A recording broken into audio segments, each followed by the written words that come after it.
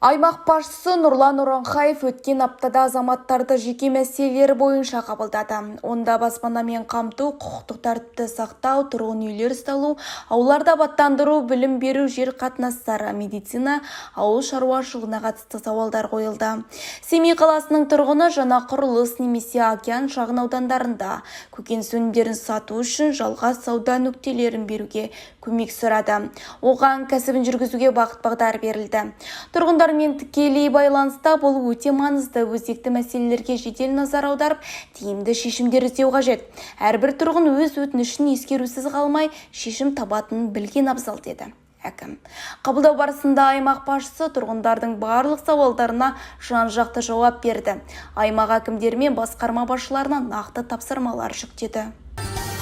Астана күнін мерекелеу аясында Бесқарағай ауданы Кіші Владимировка ауылында жаңа шағын футбол алаңының салтанатты ашылуы өтті.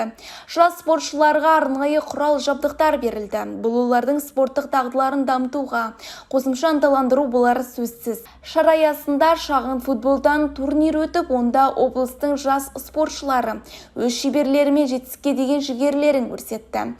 Сонымен қатар Бесқарағай ауданында жергілікті тұрғындардың өтініші бойынша 11 елді мекенде медициналық пункт құрылысы жалғасуда.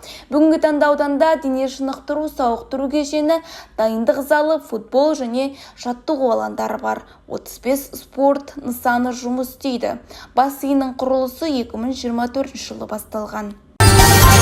Қазақстан Республикасы үкіметінің отырысында еліміздегі автожол саласын дамыту мәселесі қаралды. 2023 жылдың қорытындысы бойынша Абай облысында нормативтік жағдайдағы жолдардың үлесі 78-те 6% құрады. Бұл туралы Абай облысының әкімі Нұрлан Уранхаев баяндады.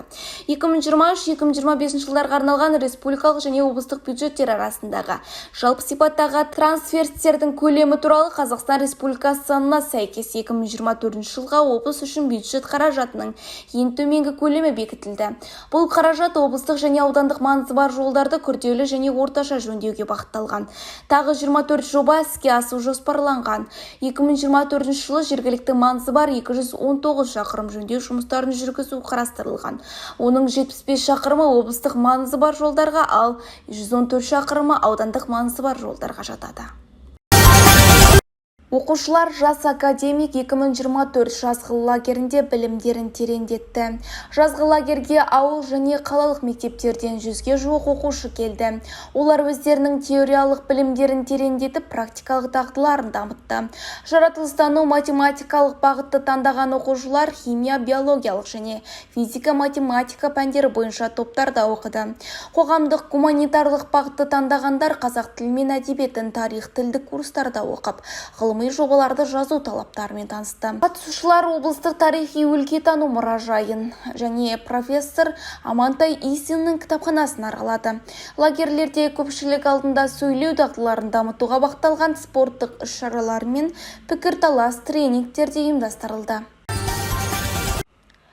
Креативті индустрияны дамытудың 2021-2025 жылдарға арналған тұжырымдамасы шеңберінде Абай облысының мәдениет тілдерді дамыту және архив ісі басқармасы мен облыстық мәдениет және халық шығармашылығы орталығының қолдауымен ұлттық домбыра күні қарсаңында Семейдің талантты жастарының ұйымдастыруы арқылы орталық саябақта мұрагер рухани кеш өтті. Бүгін Семей қаласына, Қарағанды қаласынан туристік сапармен келдім десем болады.